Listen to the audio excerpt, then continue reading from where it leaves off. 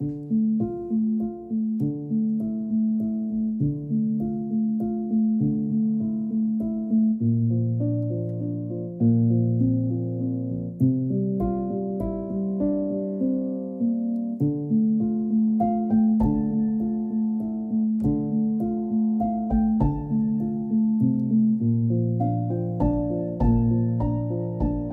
dok, dok. Tahu nggak sih dok? Ini tuh ada berita yang di kereta itu loh dok. Ada ibu-ibu. Ini loh. Anaknya itu rewel dokter. Terus nggak bisa ditenangin, terus diturunin dok di stasiun terdekat. Oh yang di kereta itu ya? Iya. Itu emang kereta. Ramai deh, aku udah pernah baca itu. Aduh. Tapi tuh katanya udah diklarifikasi sih. Jadi bukan diturunin, tapi ibunya sendiri yang minta turun. Soalnya dia gitu. merasa nggak bisa menenangkan anaknya. Gitu. Rewel-rewel gitu kan? Tantrum itu mbak. Oh itu tantrum ya dok? Emang anaknya Mbak Dara nggak pernah tantrum? Sering sih dok. Apalagi anak saya umur 3 tahun dokter. Cowok, aduh kalau minta-minta barang. Bunda, adik tuh mau ini. Aduh, terus Harus ya? Iya harus dok. Makanya. Nah, biasanya tuh tantrum itu kalau anaknya itu tidak mendapatkan apa yang dia inginkan. Tuh namanya tantrum. Rewel-rewel gitu ya dokter ya? Tapi sih nggak tahu juga sih, maksudnya pengen tahu juga ya, itu sebenarnya bisa nggak sih dicegah gitu ya? Bukan penyakit kan ya dok itu dok? Setahu aku sih bukan, tapi makanya kalau misalnya pengen tahu, aku ada kenalan dokter Lilia namanya, dokter spesialis anak. Kebetulan tadi sih katanya mau kesini, coba aku telepon ya. Oke, Jadi kita dokter. tanya sekalian aja.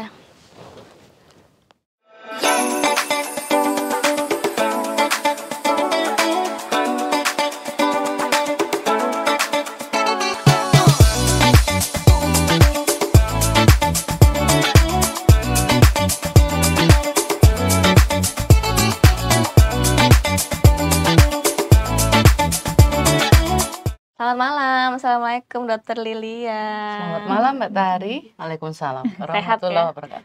Sehat. Sehat, semangat ya. Alhamdulillah. Cerah banget kayaknya hari ini. Lancar ya dok tadi Makasih. perjalanan dari rumah ke sini atau gimana? Lancar, alhamdulillah, Lancar ya dokter. Walaupun sore nih, tapi aman. Alhamdulillah. Iya.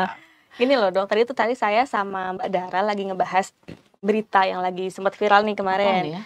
Jadi katanya ada ibu-ibu dia membawa anaknya di kereta, terus anaknya tuh rewel, teriak-teriak, nggak bisa didiemin, akhirnya ibunya tuh turun dari kereta itu, diliatin orang-orang, sampai ada yang viralin gitu kan. Gitu Sampai dok. Anaknya tantrum. Makanya tadi Iya. ngebahas sama Mbak Dara itu pasti tuh namanya apa sih? Bener gak sih tuh namanya tantrum? Gitu Iya sih ya. dok, iya dok. Saya juga kan karena saya ibu baru juga gitu loh dok. Jadi kalau mau bawa anak saya ke umum tuh kadang-kadang tuh rada, aduh gimana ya nanti kalau rewel kayak gitu, nggak bisa bayangin aja gitu dokter. Udah ini ya, udah khawatir. Iya insecure ya benar. rasanya. Ya saya ibu-ibu suka gitu ya. Iya. Kalau ngeliat kayak itu karena kita sendiri juga itu gimana, kita takut gimana ya cara mengatasi anak seperti itu gitu Iya. kan. Terus Oke. kita pengen tahu dulu nih awalnya sebenarnya tantrum itu apa sih dok? Oke. Mbak Dara, Mbak Tari, dan para pemirsa tentang wanita nih ya. Tantrum itu ledakan emosi. Jadi awalnya itu bermula dari putus asa. Asik. Ya, ngeri banget. Cakep. Masih kecil Ya, udah bisa dibilang putus sudah bisa asa gitu ya, putus Dok? asa. Ini apaan ya? Tapi memang Betul. begitulah. Kenapa dia putus asa? Masa anak kecil putus asa bisa kalau dia tidak mampu mengekspresikan keinginannya. Gitu. Kapan anak-anak tidak bisa mengekspresikan keinginannya? Satu, ketika dia tidak bisa berkata-kata Oke. dengan baik. Misalnya belum bisa, memang belum jatahnya bicara. Anggaplah 15 bulan umurnya. Misalnya kan memang belum mampu untuk berbicara dengan baik. Ya. Nah, ketika dia ingin mengungkapkan sesuatu, gimana caranya dong? Apalagi kalau mamahnya sibuk. Gitu. Ini lagi nyindir. Aduh iya. Lumayan menusuk ya dokter ya. Ya, ini para dokter, saya juga. Jadi kita itu kalau sibuk jadi kurang perhatian ya sama anak-anak. Iya benar sih Saking dokter. tidak perhatiannya kita tidak tahu kapan anak-anak kita meminta sesuatu. Ketika dia meminta, putus asa. Ketika kita pun tetap tidak tahu, tidak menyadari apa yang harus kita lakukan, maka frustasilah anak itu. Kita tambah marah, memarahi anak, semakin putus asa, dan lingkaran Muter-muter aja setan gitu itu ya. tidak pernah berhenti. Itu sebenarnya muasalnya kenapa anak-anak kita jadi tantrum. Itu dari kacamata si anaknya, dari kacamata si anak yang putus asa. Bagaimana dari kacamata orang tua? munculnya tantrum itu Mbak Tari, Mbak Dara, dari pola asuh. Gitu. Pola asuh. Kita itu sayang, siapa yang nggak sayang tunjuk tangan? Nggak ada kan? Iya. Sayang sama anak. Tapi memanjakan juga Hmm. menuruti semua keinginan juga salah. Jadi anak-anak terbiasa mendapatkan apa yang memberikan pola asuh yang benar adalah is emas. Yes, kayak banget. Is emas. Harus ya. Jadi maksudnya kita harus memberikan pola asuh yang benar pada anak-anak kita. Supaya dia paham bahwa enggak selamanya keinginan mereka terpenuhi loh gitu. Ada batas-batas, misalnya lagi pilek minta es krim masa mau dikasih. Betul. Ya. Lagi batuk minta candies masa mau dikasih, kan nggak bisa dong. Jadi kita harus lihat-lihat. Ya para penulis saya, ibu-ibu terutama yang sibuk tos. Sama ya. Nah, iya. Apalagi orang tua pekerja ya dokter ya. Ah, iya. Nggih. Terus itu jadi PR yang besar buat para ibu bahwa kita harus membesarkan anak-anak kita dengan baik ya, dengan pola asuh yang baik supaya tidak tantrum. Pada kasus yang naik kereta itu ya, itu saya nggak bisa komentari apapun selain bisa saja pada anaknya, bisa saja pada ibunya, bisa saja pada tempat yang lain loh. Lingkungan Suasananya. sekitarnya Betul. gitu ya dokter. Tuh, betul. Karena lingkungan itu mendukung begitu. Sangat mendukung. Jadi penyebabnya bisa dari mungkin memang panas keretanya, mungkin nggak bisa kita salahin juga Iya, kan. Mungkin bising banget keretanya, mungkin anak ini pertama kali naik kereta mungkin nggak ya. takut ya. Iya. Mungkin sebelahnya agak-agak kurang nyaman, mungkin kurang tidak familiar, dia tidak biasa berkomunikasi dengan orang asing, dan dia merasa insecure, bisa aja. So, kesalahannya menurut saya pada kasus ini tidak hanya pada anak tersebut, ya para pemirsa ya. Jadi bisa saja pola pengasuhan ibu, mungkin nggak bisa suasana di kereta. Kalau maaf dokter, tadi kan dokter bilang kalau pola pengasuhan, mungkin dokter bisa ini nggak sih dok, kasih tips terutama sama sahabat wanita gitu, ibu-ibu, itu gimana sih dokter pola asuh yang baik yang benar, tepat ya? Lah, iya. Anak-anak. Kadang kan orang tua saya sendiri sini dok, jadi curhat ya dokter. Tempat curhat manfaat ya katanya gitu ya. Tempat curhat yang bermanfaat. Kalau saya sendiri tuh kadang apalagi baru anak satu ya dok, kalau dia minta apa itu kadang ya udahlah nggak apa-apa gitu, iya nggak apa-apa lah kasih gitu. Terus kadang saya juga emosinya masih ya begitulah dokter. Bagaimana bisa cara jangan dek mengkat itu seperti itu, gimana dokter? Sebenarnya kembali ke sifat anaknya. Anak-anak itu ada yang, kalau saya bilang ada yang sulit, ada yang tidak sulit, ada yang ramah, ada yang pemarah, yang satu ramah, yang satu pemarah lain ya, ramah, marah. Jadi beda-beda karakter anak ya. Karakter. Banyak ya penyebab kenapa anak-anak itu berbeda karakter ya para pemirsa ya. Genetik nomor 1 ya. Ini kalau anaknya kurang pandai ikut siapa gitu. Nyalain kan. Kurang ganteng atau kurang cantik ikut siapa gitu. Itu standarnya kalau orang berumah tangga dan punya anak itu begitu. Cuma apapun itu kita harus mengenal anak kita dulu. Ini anak kayaknya sulit nih, misalnya gitu. Tahu sulit gimana? Ayo para pemirsa. Tebakan dulu masa aku ditanya mulu. Bebas lah, aku tanya dulu. Sulit tuh apa? Anak yang sulit yang gimana? Ayo Mbak Dara. Gimana ya dok ya? Mungkin kita bisa lihat perilaku anak dari bayi mungkin ya dok, atau gimana? Anak yang sulit itu Mbak Dara, yang tidak teratur. Pola tidur. Nah, satu. Apalagi Mbak Dara? Pola makan, apalagi? Pola BAB. Pengaruh juga ya. Iya, pola BAB. Bermain? Pola bermain. Jam apapun, misalnya berkomunikasi, pokoknya seenaknya misalnya. Betul. Menginginkan sesuatu harus isemas. Jadi anak yang sulit adalah anak yang tidak teratur. Dan keteraturan adalah tanggung jawab kita. Karena anak adalah komputer kosong. Ketika dia dilahirkan, ketika dia tidak teratur, menjadilah orang yang bertanggung jawab karena Andalah yang input data pertama kali pada anak-anak. Terus dilatih disiplin dari kecil, dari pola-pola. Even Mbak Dara bilang anak baru 1 masa yang nggak dikasih dok, kasihan banget sih. Ya gitu ya rasanya. Iya, dokter. Kasih sebagai bentuk rasa cinta. Tapi kalau anak itu misalnya punya tantrum ya, pada kasus ini tantrum ya misalnya, dan dia senang dipuji, maka hadiah itu adalah pujian atas sikapnya yang tidak tantrum. Begitu. Tidak serta-merta diberi. Begitu. Jadi tidak lihat-lihat anaknya. Ada yang anak yang tidak suka dapat pujian loh. Oh iya, ada. Ada, tetap ada. Ada juga yang cuma yang kelihatan dewasa, tahu ya. Ada anak-anak yang kelihatan dewasa. Iya, Jadi iya, misalnya ngomong udah tahu nggak usah, mama bawel. Kayak biasa kan gitu ya. Iya. Benar-benar. Soalnya saya punya anak gitu. Iya, Jadi iya. saya tahu Bang, dia model yang nggak suka diajarin, biarin aja Betul, model betul. gitu. Dia Jadi mengeksplor sendiri depend ya. on anak bapak ibu Anaknya. sekalian di rumah. Bagaimana kita, dan itu sangat-sangat kasuistik ya kalau aku bilang ya. Nggak bisa semua, tapi umum. Iya. Mostly secara umum kita harus satu. Ketika anak tantrum berteriak-teriak di sebuah tempat ya, tenangkan dia dengan cara satu, jauhkan dari tempat itu dulu. Nah kalau di dalam kereta dijauhkan kemana? Makanya dia turun. Turun ya. Ya benar ya, berarti itu langkah-langkah yang benar ya dokter ya. Aku udah malah mengganggu karena dia sudah orang. tahu kalau dia lama-lama di situ, entah si anak lompat apa gimana. Entah orang tuanya yang makin emosi gitu ya dok. Satu, yang kedua orang tuanya kalau frustasi ya, lagi capek banget ya, capek pulang kerja ya, terus anaknya tantrum, beri waktu untuk rehat. Diri kita. Kenapa? Karena ketika kita sedang not in the mood. kita not good mood ya, sedang bad mood lah, katakan capek lah, something like that. Habis itu anak kita tantrum, berabe, bisa terjadi keras.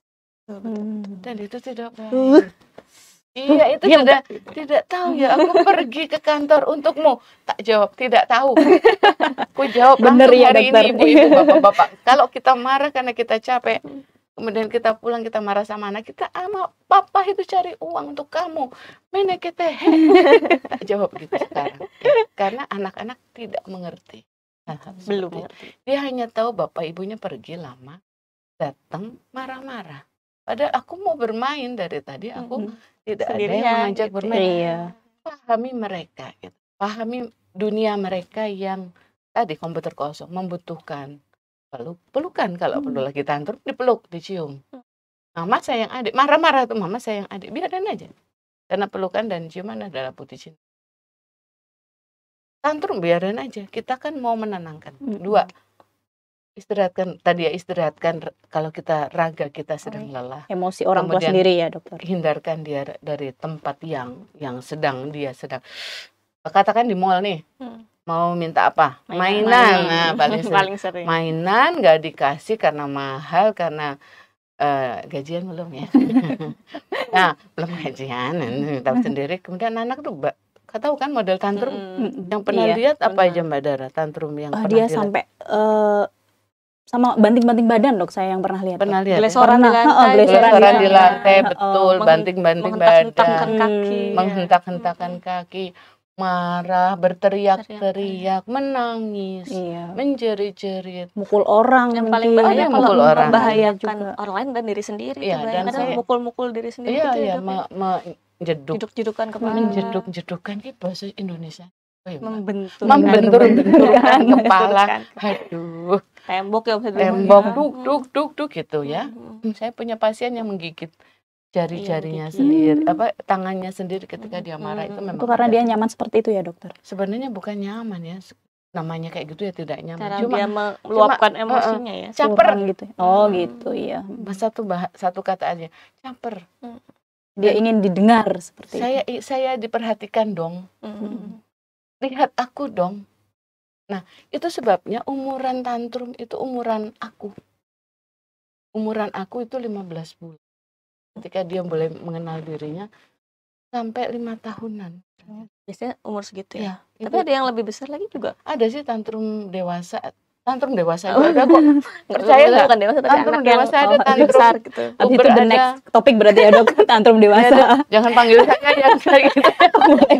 Itu ngambekan kayaknya. Kalau itu kayaknya semua dewasa seperti itu ya dokter Kayaknya ada ya. yang tersindir aja. Kita berhenti aja ya pada masalah dewasa.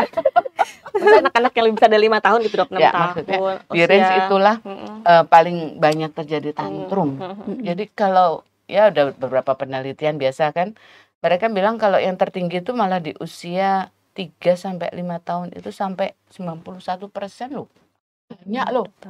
Banyak loh, Anak bayangin. Badara umurnya berapa? sama dok. Nah, kan 3 pas tahun juga. Ah, ya. fase-fasenya. Iya, Fase berbahaya. menguras emosi beneran dokter. Iya. Emosinya. Kenapa ya tadi? Aku, satu kalimat aku, yang kedua kalimat mau. Kata mau, bukan kalimat, kata mau itu tidak terlampiaskan. Jadi yang satu dirinya dan yang kedua keinginan. Lanjut lagi. Kalau penelitian bilangnya di usia 5 tahun ke atas, 4 tahun lah ya, udah Iya. mulai turun ke 40%. So, kesimpulannya apa para pemirsa? Ini bukan penyakit. Itu seperti fase aja dok ya. Fase Betul. yang mungkin anak-anak nanti lama-lama ngelewatin sendiri. Gitu.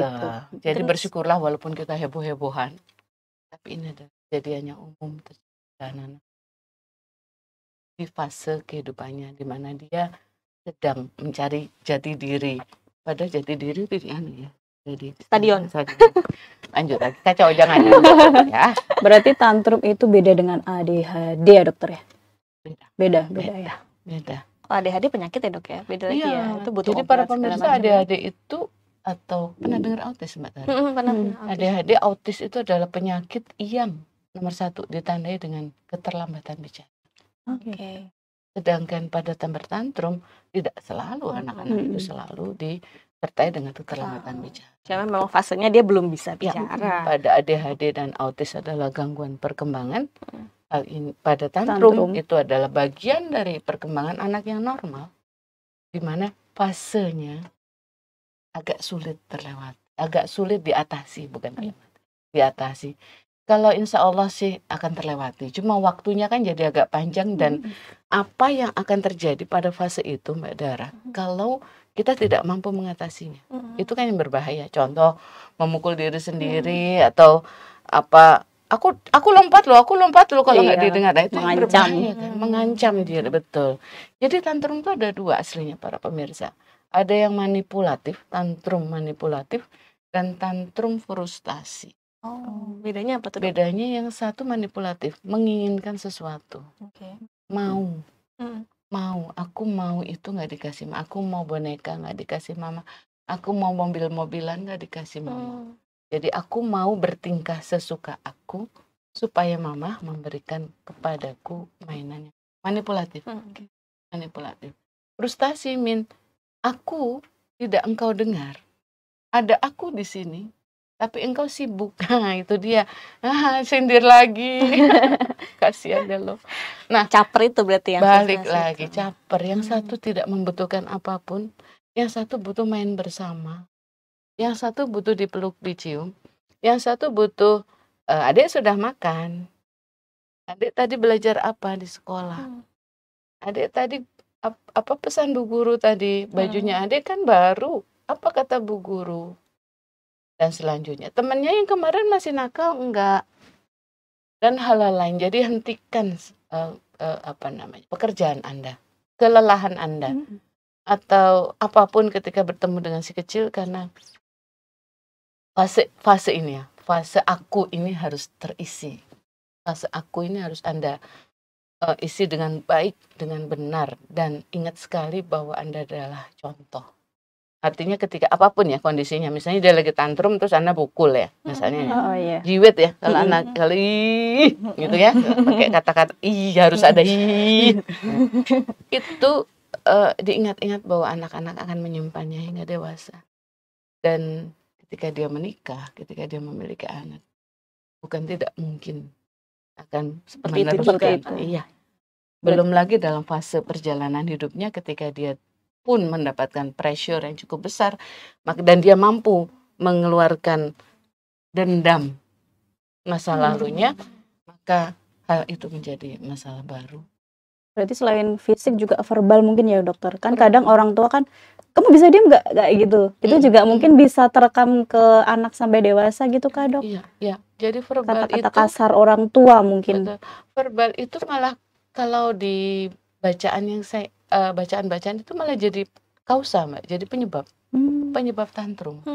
Jadi ketika kita berkata kasar, kita berkata kurang baik, kita membandingkannya dengan kakaknya, dengan anak sepupu, dengan tetangga, kita mulai bicara tentang kenapa engkau tidak dan kenapa iya begini, itu sudah mulai ada bibit-bibit yang sedang Bapak Ibu tanamkan kepada anak Bapak. Terus bagaimana dok, memang dia bodoh? Ya jangan bilang bodoh dong, anak Bapak Ibu sekalian kan. Jadi harusnya bagaimana kita membuat dia menjadi lebih pandai. Mungkin cara belajarnya dirubah, misalnya bermain di luar kan bisa aja. Misalnya dia sebenarnya anak tantrum tuh bosen ya kali ya, di rumah bosen terus ya kali. Bayangin kalau kita kan jalan keluar, Mbak Tari habis dari mana, ada jalan-jalan ke kantin ya dan seterusnya kan. Kita sempat ke pasar, ke mall, kita lihat lah anak-anak Di rumah aja. rumah. Apalagi zaman pandemi kemarin. Iya, 2 Corona. tahun. Untung nggak ada penelitian tantrum saat pandemi. Sian. Kalau ada Banyak wah, kayaknya. banyak itu tadi kan, karena kan dia harus melihat kehidupan yang sama, jadi bosan. Kalau dia bosan ya dia berarti salah satu cara mengatasinya ajak jalan-jalan. Ajak Kalau ke ngobrol mall gitu dia ya, Dok. bakalan tantrum, ya jangan diajak ke mall. Kalau kita mau pergi lama, perjalanan lama katakanlah keluar kota, and then dia punya sifat tidak sabar, orang tua wajib beritahu informasi, inform consent kalau di kedokteran. Disonding dulu begitu ya dokter sebelum Nggak cuma disonding Mbak Dara, langsung mengatakan, nak, dek, kak, kita mau pergi ke Eyang. Oh gitu. Perjalanannya 5 jam dan kadang-kadang lebih karena macet.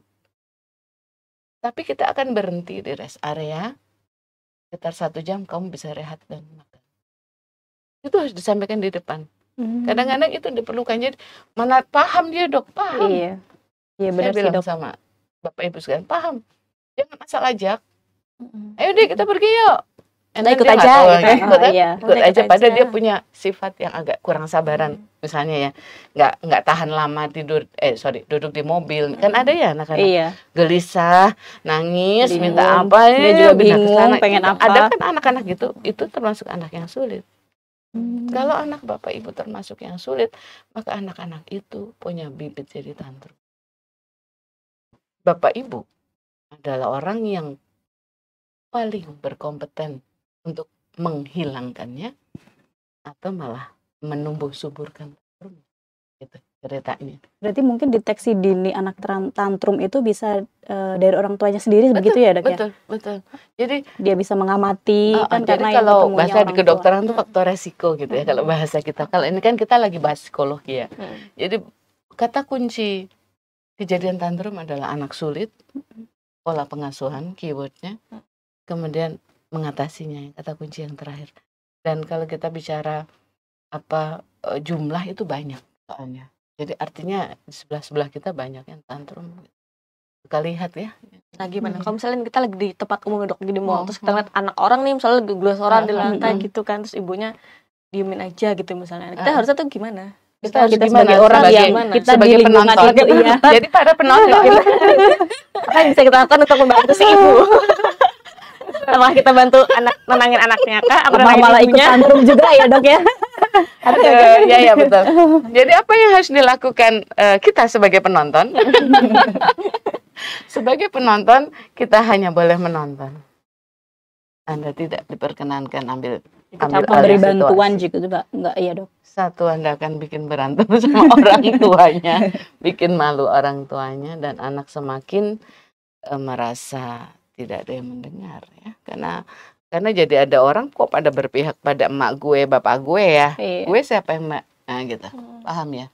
Kenapa? Dia tahu, dia tuh aslinya tahu yang dilakukannya itu tidak Salah. baik. Dia Iya, tahu. Betul. Dia tahu. Aku menyengaja mama, papa jadi anak nakal. Kayak ngetes itu ya dok ya? Ngetes orang tuanya. Aku menyengaja. So, kamu ikut aku. Kesalahan orang tua yang saya sering lihat adalah mengikuti. Ya udah. Iya. Anak papa ganteng. Apalagi kalau ada neneknya, kakeknya. Iya.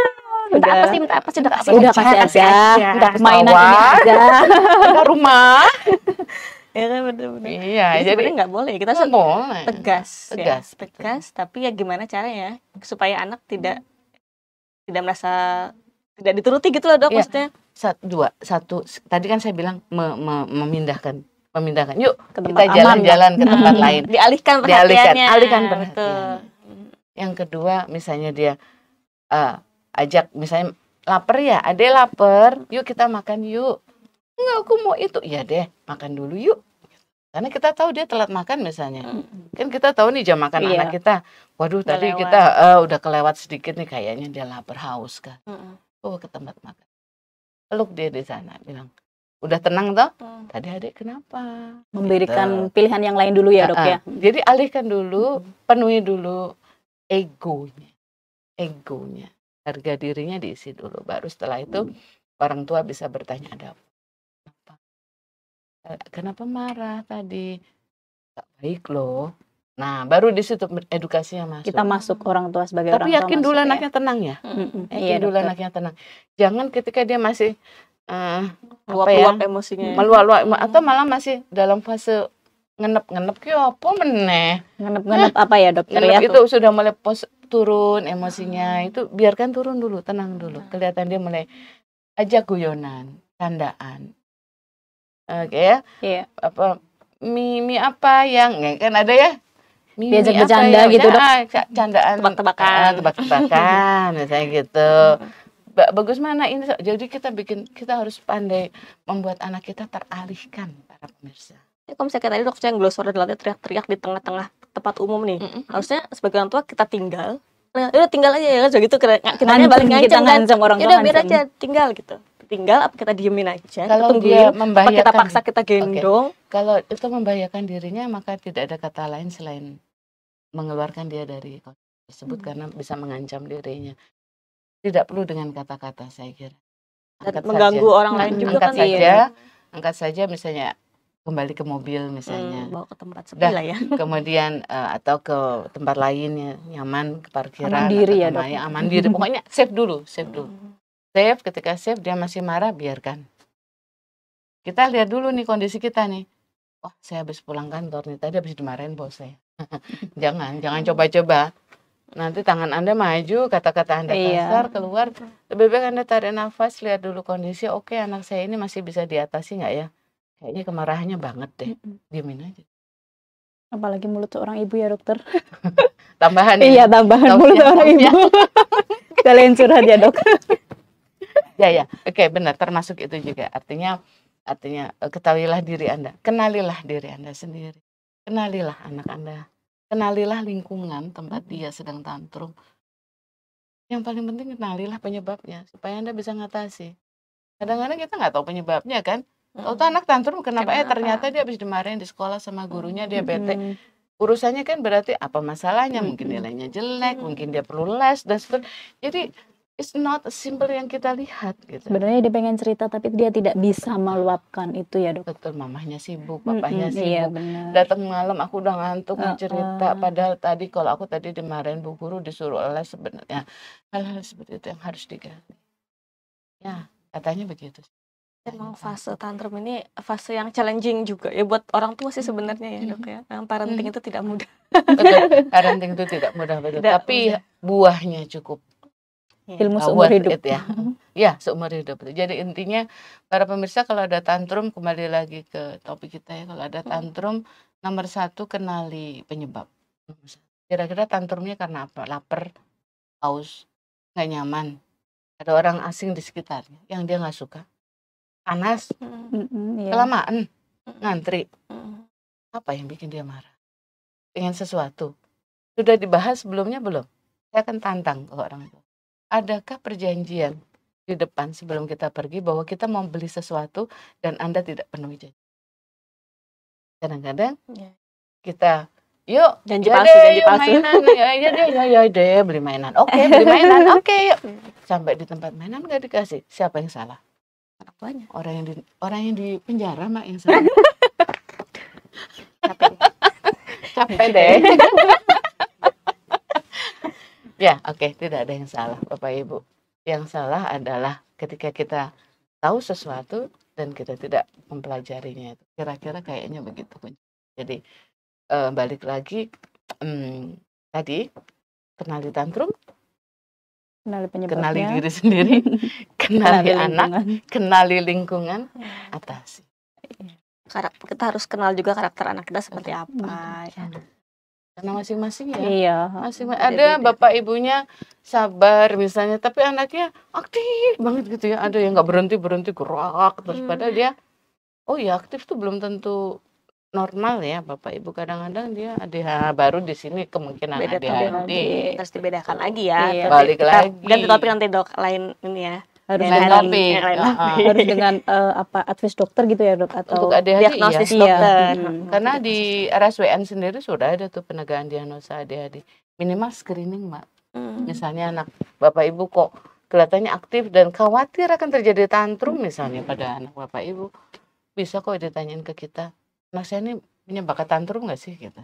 Nah, berarti sebaiknya kapan nih kita sebagai orang tua ke dokter atau konsultasi kemana nih kita sebaiknya gitu kan, misalnya pada saat apa anak kita harus bawa ke dokter?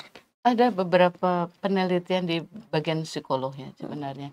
Jika tantrum itu berulang ya. Jadi intinya ada yang bilang sebulan 5-10 kali, ada yang bilang seminggu sampai 5-10 kali, maka saat itulah Anda harus mulai cari pertolongan. Seminggu berapa kali? 5-10 kali. Imagine it's happening. Berarti 2 kali sehari. Iya. 2 hari sekali. Misalnya sekali. begitu. Itu tergantung sebenarnya ya. Saya kembalikan kepada orang tua. Seberapa mengganggunya kasih tantrum pada anak bapak ibu gitu. Seberapa beratnya kah tantrum itu terjadi pada anak bapak ibu yang sekiranya menyebabkan gangguan fisik dan psikis jika dibiarkan. Jika itu walaupun cuma sebulan sekali katakanlah, atau 2 bulan sekali, tetapi kok dia mukul-mukul kepala, kok dia membentur, ngomong jeduk-jeduk isin aku, membenturkan kepala, melempar mainan atau barang-barang, melukai orang lain, melukai diri, ya jangan. Mari kita cari pemikiran dan mari kita selesai. Mungkin ada penyakit di balik itu, makanya betul. Kan, Balik lagi kan, kalau tadi dia tidak ada lapar, jangan-jangan dia ada penyakit yang menyebabkan dia merasa tidak nyaman. Misalnya pasti sakit panas ya, pusing, sakit perut, ternyata dia ada gangguan fisik. Nah balik lagi kan, bukan nggak mungkin kan ada terjadi pada anak kita ya anemia kan, anaknya bawaannya kan pusing ya, 4L kan, lemah, letih, lunglai, letoy, lambrelola. Banyak dong, nggak cuma 4. Dan kenapa jadi beranak ya? Banyak L berarti dok. Iya. Ya artinya kita harus cari adakah kelainan fisik atau penyakit fisik pada anak-anak kita, sehingga penyakit fisik itu mencetuskan kondisi yang tidak nyaman pada anak-anak kita, dan anak-anak kita terus jadi tantrum karena tidak diketahui sebenarnya dia memiliki masalah. Berarti tantrum itu berbahaya nggak sih dok? Tergantung bagaimana tantrum itu terjadi pada anak tersebut. Apakah dia tadi menyakiti diri sendiri? Jadi berbahayanya ketika dia menimbulkan gangguan fisik baik pada diri maupun lingkungan.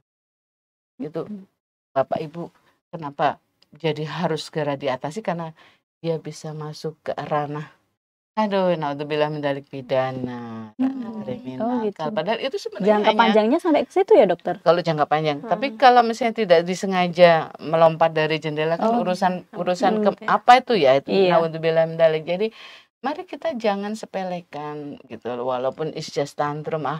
Dokter bilang itu umum. Biasa. Saya memang bilang ya itu umum terjadi, fase itu akan terlewati. Penelitian bilang 4 tahun tinggal 40%. Yes, that is penelitian, that is kenyataan. Tapi makanya saya bilang apa yang terjadi pada fase itulah yang kita tidak pernah. So make sure pada fase itu anak-anak kita safe. Syukur-syukur lebih cepat hilang. Aja syukur-syukur lebih cepat.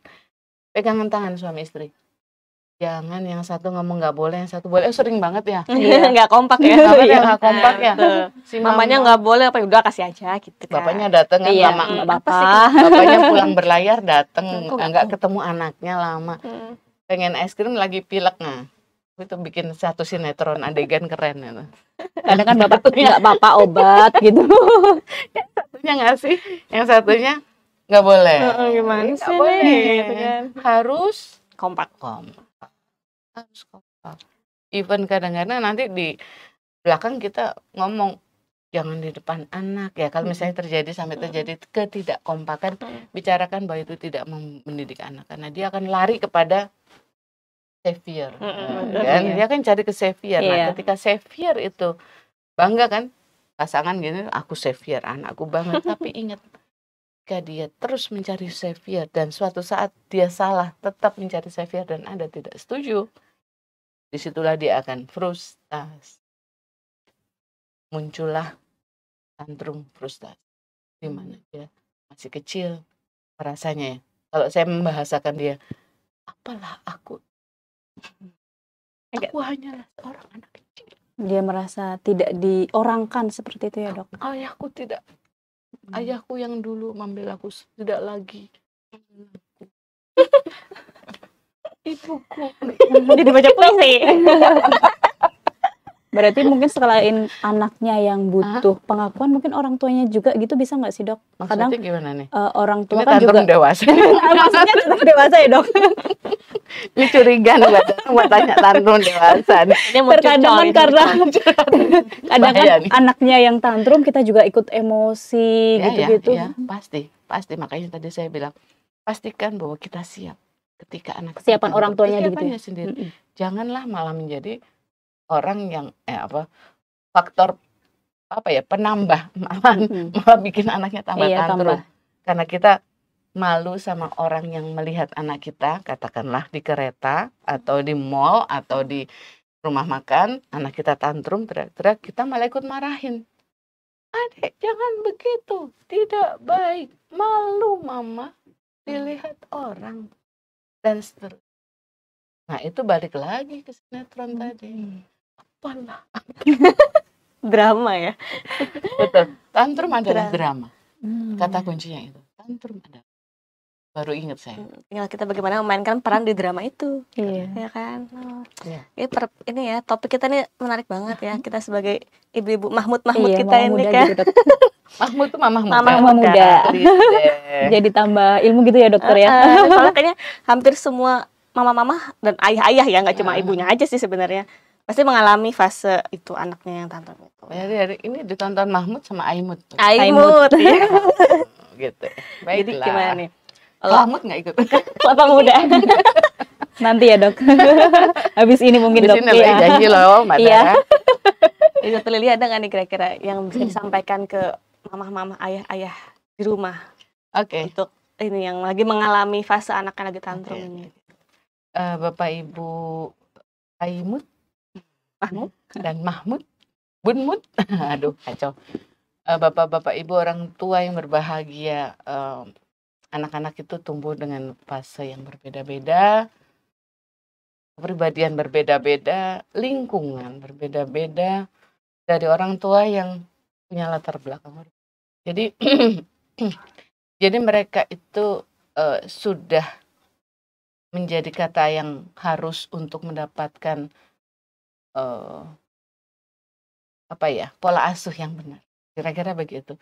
Karena dengan pola asuh yang benar, bapak-bapak dan ibu-ibu sekalian, maka anak-anak kita itu akan tumbuh, nggak usah dengan, saya nggak bilang kekayaan ya, saya tidak, tapi dengan asah, asih dan asuh, dengan makanan yang baik, bergizi, ya, tidak jajan, cici-cici itu, kemudian mendapatkan ASI kalau anaknya di bawah 2 tahun, kemudian disayang, diasih, dan diasuh, diberikan pendidikan yang benar, termasuk kita loh, bukan hanya Bu Guru, Pak Guru, jangan serahkan seluruhnya kepada anak-anak. Inilah dengan pola asuh yang benar akan menjadi anak-anak yang tumbuh baik, tumbuh dan berkembang, tidak tantrum ya harapannya.